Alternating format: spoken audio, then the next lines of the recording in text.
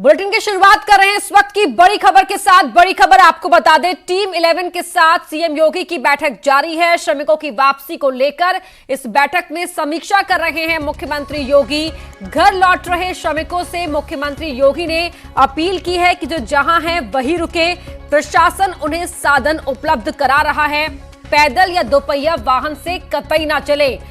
अफसरों को सीएम योगी ने निर्देश दिए हैं कि श्रमिकों को साधनों से सुरक्षित घर पहुंचाने की व्यवस्था की जाए, श्रमिकों को रोजगार उपलब्ध कराया जाएगा। ये आश्वासन भी मुख्यमंत्री योगी ने दिया है और इस बैठक में समीक्षा कर रहे हैं मुख्यमंत्री योगी कि क्या कुछ इंतजाम, क्या कुछ व्यवस्थाएं की गई हैं और किस तरह श्रमिकों को उनके न सिर्फ घर तक पहुंचाने की व्यवस्था का पालन हो रहा है, बल्कि उन्हें रोजगार किस तरह मुहैया कराया जाए उन्हीं की जगह पर। इसको लेकर भी इस बैठक में चर्चा जारी है।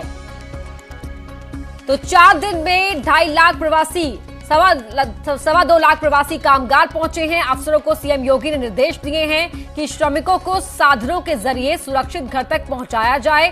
श्रमिकों से अपील भी की है मुख्यमंत्री योगी ने कि वो पैदल ही रास्ता तय करते हुए ना चले, ना ही वो 2 व्हीलर के जरिए अपनी दूरी को नापे, बल्कि प्रशासन उन तक व्यवस्था कर रहा है। उन्हें प्रशासन ने व्यवस्था की है जिसके जरिए उन्हें उनकी मंजिल तक पहुंचाया जाएगा। इसलिए हड़बड़ाहट में कोई भी इस तरह का कदम ना उठाए जिससे कोरोना संक्रमण का खतरा बढ़ जाए या वो उसकी चपेट में आए। तो अब तक यूपी पहुंच चुकी हैं 170 ट्रेनें श्रमिकों को लेकर। 4 दिन में 2.25 लाख प्रवासी कामगार अपने घर पहुंचे हैं। उनके घरों तक, उनके ही अपनी जगह पर, उनके अपने जिले में किस तरह इंतजाम कराए जाए रोजगार के, इस पर भी चर्चा जारी है। और हमारे सहयोगी अजीत सिंह लाइव जुड़ गए हमारे साथ। अजीत, बैठक को लेकर क्या अपडेट? देखिए, बिल्कुल अपर्णा, बैठक खत्म हो चुकी है। अब से थोड़ी देर पहले बैठक खत्म हुई और कई बड़े निर्देश मुख्यमंत्री की तरफ से दिए गए हैं। जो सबसे बड़ी बात है कि जो 12 मई से जो ओडीओपी के तहत जो लोन मेला लगना है, उसके लिए साफ तौर पर उन्होंने जो एमएसएमई मंत्री हैं सिद्धार्थ नाथ सिंह, उनके विभाग के जो अधिकारी, उनको कहा है कि इसकी पूरी तैयारी की जाए। चूंकि जो उत्तर प्रदेश के कामगार श्रमिक है 15 से 20 लाख, उनको हमें यहीं रोजगार देना और रोजगार की गारंटी भी देनी है। इसीलिए लेबर जो एक्ट है उसमें संशोधन किया जा रहा है, जो अध्यादेश लाया जा रहा है, उसको लेकर उन्होंने बात की। और कृषि उत्पादन आयुक्त जो आलोक सिन्हा, उनको साफ तौर पर उन्होंने कहा कि जो उनकी कमेटी 4 सदस्यीय कमेटी थी, जिसमें प्रमुख सचिव ग्राम पंचायत, प्रमुख सचिव ग्राम विकास, सूक्ष्म एवं लघु उद्योग, कौशल विकास, उन सभी से कहा है कि आप अपनी योजना तैयार कर लीजिए। चूंकि 12 मई अब आ चुकी, 11 तारीख हो गया, तो कल से ही ये मेले शुरू हो जाएंगे अलग अलग जिलों में। तो उसको लेकर उन्होंने साफ तौर पर निर्देश दिया। और दूसरी बात उन्होंने कही है बड़ी, कि अधिकारी इस बात को 100% सुनिश्चित करें कि जो हमारे कामगार श्रमिक सड़कों पर आ रहे हैं वो सड़कों पर ना आए, उनसे मिलें, उनसे बात करें, उनसे सम्मानजनक व्यवहार करें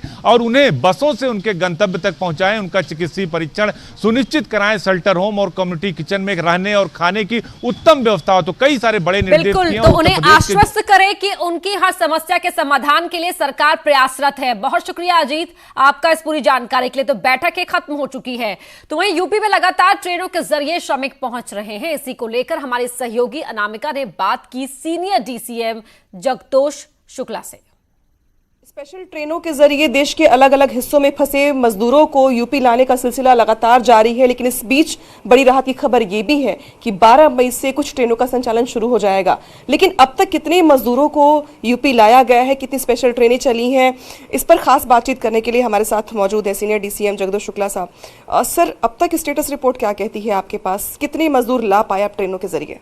मैडम, लगभग हम लोगों ने 170 के आसपास यूपी में अभी तक हम लोग स्पेशल ट्रेन ला चुके हैं और ये फिगर हर घंटे पे लगभग चेंज हो रहा है। और जिसमें कि सिर्फ लखनऊ डिवीज़न ने 75 ट्रेनें हैंडल की हैं। लगभग 2 लाख के आसपास पैसेंजर्स हम यूपी में सिर्फ ट्रेनों के माध्यम से ला चुके हैं। ये फिगर चूंकि चेंज होता रहता है तो एग्जैक्ट फिगर नहीं दिया जा सकता, लेकिन 2 लाख से ऊपर का फिगर है जो कि अभी तक हम लोग ला चुके हैं। ये फिगर सिर्फ लखनऊ का है या फिर ऑल ओवर यूपी का है? ये पूरे यूपी में हम लोग लाए हैं। लखनऊ के अलग से है, लगभग 70,000 के आसपास लखनऊ डिवीजन ने हैंडल किया है और भी डिवीजन्स ने भी हैंडल किया है। तो एग्जैक्ट फिगर तो मतलब जब सारा कंपाइल होगा तो होगा, लेकिन लगभग 2 लाख से ऊपर का फिगर है ये। आज भी मुख्यमंत्री योगी आदित्यनाथ ने ऐलान किया और बोला कि अभी आने वाले दिनों में भी और स्पेशल ट्रेनें चल रही हैं, उससे मजदूरों को लाया जाएगा। क्या तैयारी है आपके पास? इसमें लगभग हम लोग 30 से 40 ट्रेनें लगभग यूपी में हम लोग जो रेलवेज है सच जो डील कर रहा है वो 30 से 40 ट्रेनें पर डे हमारे यहाँ पे आ रही हैं और हम लोग उसमें लगभग 1200 श्रमिकों को लेकर के सुरक्षित ला रहे हैं और हमारे लगभग सारे स्टेशन वेल इक्विप्ड हैं इस पूरी सिचुएशन के लिए। हम लोगों ने ऑलरेडी काफ़ी श्रमिकों को सुरक्षित उनके घरों तक पहुंचा दिया है, जिसमें हमको स्थानीय प्रशासन से और उत्तर प्रदेश शासन से बहुत मदद मिल रही है और पूरी तरीके से सुरक्षित लाया जा रहा है श्रमिकों को। इस बीच सर ये भी कहा गया कि 12 मई से एडवाइजरी जारी की गई कि कुछ ट्रेनें चलाई जाएंगी। क्या उन राहत में, उन रियायतों में यूपी भी शामिल है जिसमें कुछ ट्रेनें चल सकती हैं? देखिए इसमें अभी तो डेस्टिनेशंस बताए गए हैं सिर्फ और उनका अभी रूट डिसाइड हो रहा है। रूट जैसे ही डिसाइड हो जाएगा इस संबंध में मैं बताऊंगा, लेकिन राहत यूपी को भी मिलेगी। यानी कि हम मान सकते हैं कि 12 मई से कुछ ट्रेनें यूपी के अलग अलग हिस्सों के लिए भी, जिलों के लिए भी चल सकती हैं। यूपी के अलग अलग हिस्सों के लिए नहीं चलेंगी। अभी दिल्ली से जो ट्रेनें चलाई जाएंगी वो वाया यूपी के कुछ हिस्सों से होकर के निकलेंगी। बहुत शुक्रिया बातचीत करने के लिए। तो ये जगदोष शुक्ला साहब है जिन्होंने बताया है कि अब तक उत्तर प्रदेश में 2 लाख से ज्यादा मजदूर ऐसे हैं जो अलग अलग हिस्सों में फंसे हुए थे, उन्हें यूपी लाया जा रहा है और आने वाले दिनों में भी ये जो ट्रेनें हैं चलती रहेंगी। हालांकि ये बात और है कि जो 12 मई से कुछ राहत मिल रही है ट्रेनों के मामले में, यूपी उसमें शामिल होगा या नहीं, इसको लेकर जो लेटेस्ट अपडेट है वो कुछ देर के बाद पता चलेगी। फिलहाल खबर यही है कि श्रमिकों को लाने का सिलसिला लगातार जारी है। अनामिका सिंह, न्यूज़ 18 लखनऊ। वहीं गुजरात के जामनगर से श्रमिक स्पेशल ट्रेन आज बरेली पहुंची। श्रमिक स्पेशल ट्रेन से 1200 श्रमिकों को गुजरात से बरेली लाया गया। इस दौरान सोशल डिस्टेंसिंग का पूरा ख्याल रखा गया। स्क्रीनिंग के बाद ही श्रमिकों को स्टेशन से बाहर भेजा गया। वहीं अपने घर पहुंचने पर श्रमिकों के चेहरे खिल गए और उन्होंने योगी सरकार का धन्यवाद किया। तस्वीरें आप देख रहे हैं, यहाँ पर बाकायदा जो श्रमिक थे उनका मेडिकल चेकअप भी किया गया, उनका टेम्परेचर लिया गया, तापमान नापा गया और सोशल डिस्टेंसिंग का भी यहां पूरा ख्याल रखा गया। जामनगर से बरेली पहुंची ये स्पेशल ट्रेन, जो करीब 1200 श्रमिक थे वो अपने घर पहुंचे।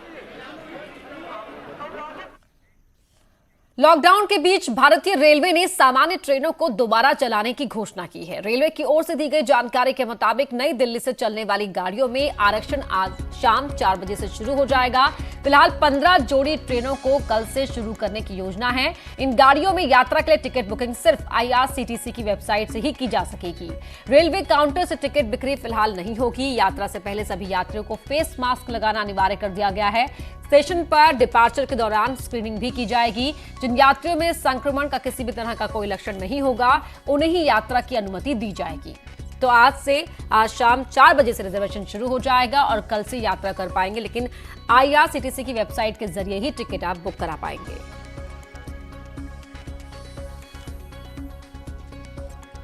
तो राजधानी एक्सप्रेस ट्रेन के बराबर होगा किराया। नई दिल्ली से तमाम ट्रेनें चलेंगी। तो लॉकडाउन के बीच कल से कुछ ट्रेनों का संचालन शुरू होने जा रहा है। इसको लेकर कांग्रेस में ही अंतर्विरोध सामने आ रहा है। केंद्र सरकार के इस फैसले का जहां पूर्व केंद्रीय मंत्री पी चिदंबरम ने स्वागत किया है, तो वहीं कांग्रेस की national media coordinator Radhika Khera ने इसका विरोध किया। उन्होंने अपने ट्वीट में सरकार के इस फैसले की आलोचना की, लेकिन सवाल यही कि एक ही मुद्दे पर कांग्रेस की राय अलग अलग नजर आ रही है। तो ये आप ट्वीट देख सकते हैं पी चिदंबरम का। हम अंतर्राज्यीय यात्री ट्रेनों के संचालन को सावधानी पूर्वक शुरू करने के सरकार के निर्णय का स्वागत करते हैं, ये पी चिदंबरम ने ट्वीट किया है। सड़क परिवहन और हवाई परिवहन को भी शुरू किया जाए, वो इस पक्ष में है पी चिदंबरम। तो वही राधिका खेड़ा का ट्वीट है। एक दिन में 4213 कोरोना पॉजिटिव मामले सामने आए हैं। लॉकडाउन में छूट देने के बाद ये सामने आए हैं। तो वही साउथ कोरिया और जर्मनी का हवाला दिया कि किस तरह से दोनों ही देश एक बार फिर से लॉकडाउन बढ़ा रहे हैं, लेकिन हम दूसरों की गलतियों से सबक नहीं ले रहे हैं। ये राधिका खेड़ा का ट्वीट है। वहीं सूत्रों के हवाले से बड़ी खबर आपको बता दें, रेल सेवा के बाद सरकार अब हवाई सेवा भी शुरू कर सकती है। सिविल एविएशन सचिव प्रदीप सिंह खरोला और संयुक्त सचिव कल दिल्ली एयरपोर्ट गए थे। वहां पर अधिकारियों ने फ्लाइट ऑपरेशन की तैयारियों का जायजा लिया, जिसके बाद ये कयास लगाए जा रहे हैं कि सरकार अब जल्दी हवाई सेवा को भी शुरू कर सकती है। आज सभी राज्यों के साथ पीएम बैठक करने जा रहे हैं। संभव है कि इस बैठक में इस मसले पर चर्चा की जा सकती है। तो रेल सेवा के बाद हवाई सेवा शुरू हो सकती है, ये सूत्रों के हवाले से खबर मिल रही है, अधिकारियों ने कल दिल्ली एयरपोर्ट का जायजा लिया। हवाई सेवा किस तरह से शुरू की जाए, क्या कुछ तैयारी उसके मद्देनजर की जानी चाहिए, तमाम चीजों को लेकर यहां पर जायजा लिया गया और डीजीसीए से हरी झंडी मिलने का अभी इंतजार है। ये कयास भी लगाए जा रहे हैं कि जो आज पीएम सभी राज्यों के सीएम के साथ बैठक लेने वाले हैं, संवाद करने वाले हैं, उस संवाद का हिस्सा ये एक महत्वपूर्ण विषय भी हो सकता है कि हवाई सेवा किस तरह से और कब शुरू की जाए। तो रेल सेवा जो कल दिल्ली से ट्रेनें चलेंगी 15 अलग अलग जगहों के लिए, उसके लिए जहां आज से रिजर्वेशन शुरू हो रहा है, तो जल्द ही हवाई सेवा शुरू करने के कयास भी लगाए जा रहे हैं। अनिल हमारे सहयोगी फोन लाइन पर जुड़ गए हैं। अनिल, ये जानकारी मिल रही है सूत्रों के हवाले से कि जल्द ही हवाई सेवा भी शुरू हो सकती है। क्या इनपुट है आपके लिए और क्या प्रावधान हो सकते हैं, डोमेस्टिक इंटरनेशनल एक साथ या अलग अलग? जी, मैं आपको बताना चाहूंगा, जो मेरे सूत्र हैं वो बता रहे हैं कि शुरुआती दौर में घरेलू विमान उड़ान को ही केवल अनुमति दी जाएगी, क्योंकि जिस तरह से हमने देखा कि पिछले कुछ दिनों से ही वंदे मातरम जो मिशन था उसके तहत कई ऐसे स्ट्रेंडेड लोग थे जो अलग अलग जगहों में फंस गए थे, उनको भारत लाने की ख्वाहिश शुरू की गई थी और जो भारत में फंसे हुए उनको उनके देश में भेजने की ख्वाहिश शुरू हुई थी। लेकिन अब जब घरेलू उड़ान सेवा बहाल करनी है तो उसको लेकर एयरलाइन कंपनियों ने केंद्र सरकार से अपील की है कि जो बड़े शहर हैं जैसे दिल्ली है, मुंबई है, हैदराबाद है, अहमदाबाद है, चेन्नई है, इस तरह के जो बड़े शहर हैं उनके लिए शुरुआती दौर में उड़ान सेवा बहाल की जाए, क्योंकि उनके लिए एक इकोनॉमिकल वाइबल होगा। इसलिए क्योंकि जिस तरह से हमने देखा कि इकोनॉमी क्लास जो होता है हवाई जहाजों में, उसमें तीन सीटें होती हैं, दो पाली में, दो रो में, तो ऐसे में एक सीट बीच में छोड़ करके ही बैठाना होगा, क्योंकि सोशल डिस्टेंसिंग भी मेंटेन करना है। तो ऐसे में एयरलाइन कंपनियों के लिए भी इकोनॉमिकली वाइबल होगा जब बड़े बड़े शहरों के लिए शुरुआत किया जाए। मैं आपको बताना चाहूंगा कि अभी 2 दिन पहले भी जो हमारे सूत्र हैं वो बताते हैं कि एक अहम बैठक हुई थी जिसमें तमाम एयरलाइन कंपनियों को केंद्र सरकार की तरफ से कहा गया था कि उन्हीं जो ग्रीन जोन है वहां के लिए उड़ान सेवा बहाल किया जाए। लेकिन जो एयरलाइन कंपनियां हैं उनको लगता था कि इकोनॉमिकली ये वाइबल नहीं है, क्योंकि जो छोटे छोटे शहर हैं वहां पे उड़ान देने से बिल्कुल। अब देखना ये होगा कि जो औपचारिक खाका तैयार किया जाता है वो कैसा निकलकर सामने आता है। बहुत शुक्रिया अनिल आपका इस जानकारी के लिए।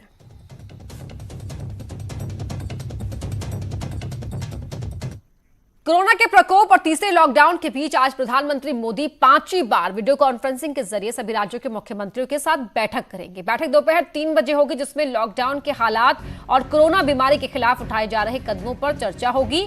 इस बैठक में सभी मुख्यमंत्रियों को भी बोलने का मौका मिलेगा और उनके सुझाव भी मांगे जा सकते हैं। सीएम योगी भी पीएम के साथ होने वाली वीडियो कॉन्फ्रेंसिंग में शामिल होंगे।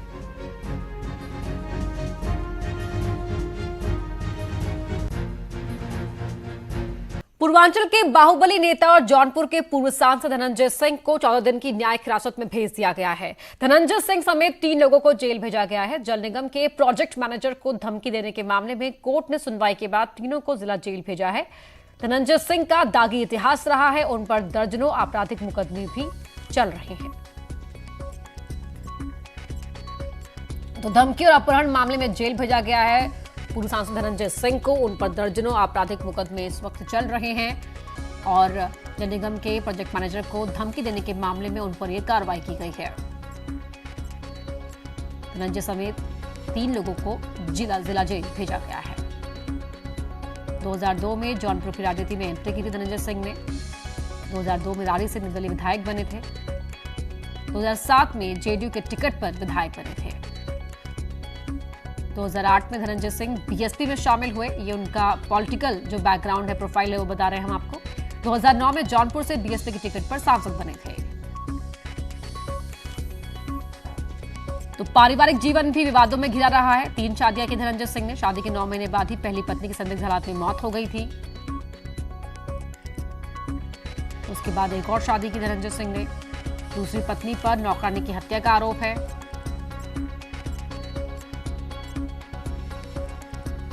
और धनंजय सिंह पर हत्या के सबूत मिटाने के भी आरोप लगे हैं।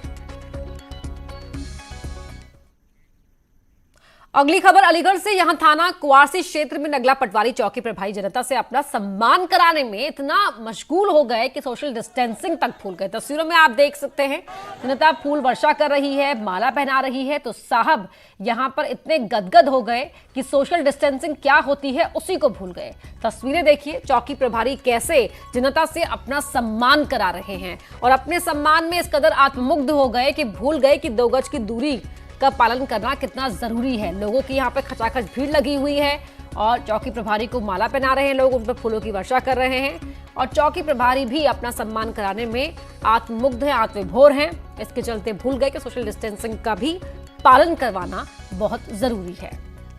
और ये हाल तब है जब इस क्षेत्र में कोरोना के कई मरीज मिल चुके हैं। तो क्या ये लग रहा है आपको कि लॉकडाउन का हाल है? लॉकडाउन 3 चल रहा है और इस दौरान देखें क्या तस्वीरें यहां पर देखने को मिल रही है। चौकी प्रभारी माला पहनवा रहे हैं खुद को, लेकिन लोग यहां पर किस तरह से लगे हुए हैं लाइनों में। आप देख सकते हैं कि यहां कोई भी 2 गज की दूरी का पालन नहीं कर रहा है। वहीं दखोड़ी में बीजेपी कार्यकर्ता ने लॉकडाउन की जमकर धज्जड़ उड़ाई। सामने की बात कर रहे हैं जहां पर लॉकडाउन के बीच भी कार्यकर्ताओं ने सैकड़ों लोगों के साथ पंचायत लगाई। तस्वीरें आप देखिए, किसी ने मास्क नहीं लगाया हुआ है और सोशल डिस्टेंसिंग का तो आप ख्याल ही छोड़ दीजिए। यहां पर पंचायत का ये वीडियो सोशल मीडिया पर तेजी से वायरल हो रहा है। फिलहाल पुलिस इस वीडियो की जांच कर रही है। तस्वीरों में आप देख सकते हैं किस तरह यहाँ पर लोग मंडरा रहे हैं, कुर्सियां लगी हुई हैं, चारपाई लगी बिछी हुई है, लेकिन यहाँ पर सोशल डिस्टेंसिंग का पालन बिल्कुल नहीं किया जा रहा है। किसी ने मास्क तक नहीं लगाया हुआ है और ये हाल तब है जब लॉकडाउन 3 चल रहा है और सोशल डिस्टेंसिंग को लेकर हर स्तर पर जागरूकता फैलाई जा रही है। उसके बावजूद भी ना मास्क है और ना ही 2 गज की दूरी का ख्याल। यूपी प्राथमिक शिक्षा मित्र एसोसिएशन सुप्रीम कोर्ट पहुंच गया है। यूपी में 69,000 शिक्षकों की भर्ती के मामले को लेकर अब सुप्रीम कोर्ट पहुंचा है। इलाहाबाद हाईकोर्ट के फैसले को सुप्रीम कोर्ट में चैलेंज किया गया है। तो यूपी प्राथमिक शिक्षा मित्र एसोसिएशन सुप्रीम कोर्ट पहुंचा है। हाईकोर्ट के फैसले को चैलेंज इसने किया है सुप्रीम कोर्ट में और 69,000 शिक्षकों की भर्ती के मामले को लेकर सुप्रीम कोर्ट की दरवाजा खटखटाया है एसोसिएशन ने। सुशील पांडे हमारे सहयोगी जुड़ रहे हैं दिल्ली से हमारे साथ। सुशील, क्या जानकारी? आज देखिए अपर्णा, साफ तौर से जिस तरह लगातार ये कवायद समझी जा रही थी कि इस पूरे मामले में इलाहाबाद फैसले को चैलेंज करेगा और ऐसे में अब शिक्षा मित्र एसोसिएशन ने सुप्रीम कोर्ट का दरवाजा खटखटा दिया है। अपनी याचिका में फिलहाल शिक्षा मित्र एसोसिएशन ने ये कहा है कि हाईकोर्ट की जो डबल बेंच का फैसला था जिसमें कट ऑफ लिस्ट 60 और 65 बनाई गई है, उसमें उस फैसले की समीक्षा हाईकोर्ट करे। इससे पहले अपर्णा, उत्तर प्रदेश सरकार की तरफ से सुप्रीम कोर्ट में कैवियट फाइल की गई थी और ये कहा गया था कि अगर इलाहाबाद हाईकोर्ट के फैसले में कोई चुनौती देता है तो बिना उत्तर प्रदेश सरकार के कोई भी आर्गुमेंट ना सुना जाए, कोई भी आदेश ना दिया जाए। तो अब ऐसे में दोनों पक्ष फिलहाल सुप्रीम कोर्ट पहुंच गए हैं। अब ऐसे में देखना यह है कि अगर देश की सबसे बड़ी अदालत इस पूरे मामले पर सुनवाई करेगी तो फैसला किसके पक्ष में आएगा। हालांकि यूपी सरकार ने यह आदेश जरूर दिया है कि 3 महीने के अंदर तमाम जो भर्ती प्रक्रिया है वो शुरू कर दी जाए, लेकिन अब मामला अगर देश की सबसे बड़ी अदालत पहुंची है तो क्या जो नियुक्तियां हो रही हैं उस पर कोई असर पड़ेगा या नहीं, ये आने वाला समय बताएगा। बहुत शुक्रिया आपका जानकारी के लिए। वहीं अलीगढ़ में क्वासी क्षेत्र के केशवपुर गडराने में क्रिकेट खेलने को लेकर हुए विवाद में 2 पक्षों में जमकर पथराव हुआ। दोनों ही पक्षों की तरफ से घरों की छत से एक दूसरे पर पत्थर फेंके गए। इस पथराव में कई लोग गंभीर रूप से घायल हुए हैं। सूचना पाकर पुलिस मौके पर पहुंची और दोनों ही पक्षों को शांत कराया। तो 2 पक्षों में जमकर पथराव हुआ है। आप जमीन पर बिखरे हुए ईंट के टुकड़े, पत्थरों के टुकड़े भी यहां पर साफ तौर पर देख सकते हैं। इन तस्वीरों में किस तरह लोगों का मजमा भी यहां पर लगा हुआ है। क्रिकेट खेलने को लेकर 2 पक्षों के बीच विवाद हुआ, जिसके बाद दोनों ही पक्षों ने एक दूसरे की छतों पर अपने छत से पत्थर फेंके।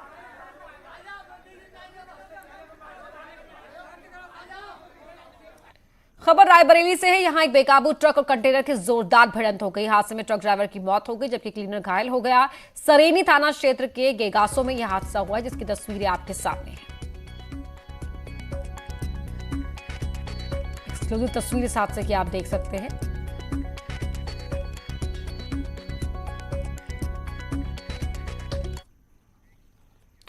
अब आपको दो तस्वीरें दिखाते हैं। पहली तस्वीर में सीएम योगी ने कार्रवाई करते हुए आगरा के सीएमओ और एडी हेल्थ को हटा दिया है, तो दूसरी तस्वीर लखनऊ से आगरा पहुंची 4 सदस्यीय विशेष टीम की है, जिसका गठन सीएम योगी ने किया है। फिलहाल टीम हाई लेवल मीटिंग कर रही है।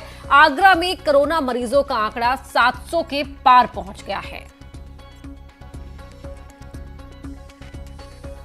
दो तस्वीर आपके टीवी स्क्रीन पर आप इस वक्त देख सकते हैं। लापरवाही करने पर यहां अधिकारियों पर गाज गिरी है और उसके बाद विशेष टीम, इसका गठन खुद सीएम योगी ने किया, वो विशेष टीम आगरा पहुंची है। 4 सदस्यीय विशेष टीम आगरा पहुंची वहां के हालात पर नियंत्रण पाने को लेकर।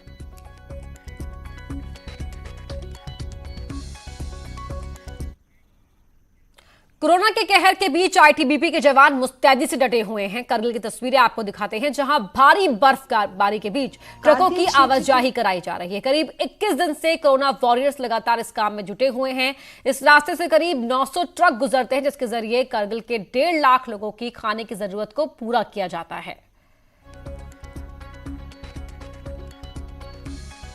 तो आईटीबीपी के जवान मुस्तैद हैं और मुस्तैदी के साथ अपने काम को अंजाम दे रहे हैं। बर्फबारी के बीच जवान अलर्ट और इन रास्तों से गुजरते हुए करगिल के लोगों तक खाने पीने का सामान इन 900 ट्रकों के जरिए पहुंचाया जाता है।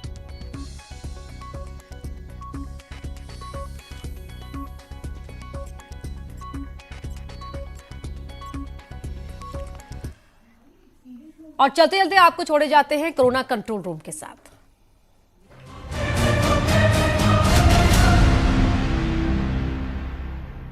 कोरबा से मैं मुस्कान अग्रवाल। डॉक्टर साहब, क्या कोल्ड ड्रिंक पीने से कोरोना वायरस फैलता है? नमस्ते डॉक्टर साहब, मैं आपसे एक क्वेश्चन पूछना चाहती हूँ। क्या हमें अभी कोरोना वायरस के टाइम फ्रीज में रखी हुई कोई भी वस्तु खानी चाहिए या नहीं खानी चाहिए? मैं मनीष कुमार सिंह, सूरजपुर जिले से। क्या कोल्ड ड्रिंक पीने से भी कोरोना वायरस हो सकता है? मैं नीना रांची से बोल रही हूँ।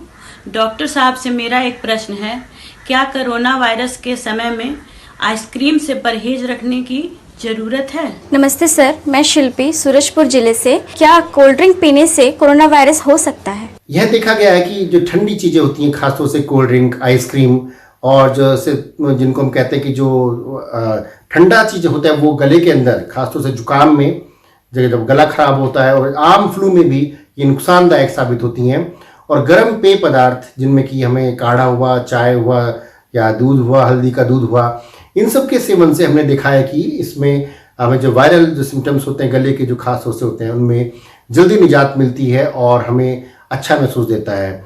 तो मैं इस समय कहूँगा कि जो हमें फ्रिज में रखी हुई चीज़ें हैं, खासतौर से कोल्ड ड्रिंक, आइसक्रीम, इनका परहेज रखना चाहिए। और भोजन को भी 48 घंटे से ज़्यादा हमें अगर फ्रिज में अगर रख रहे हैं तो उसको नहीं खाना चाहिए।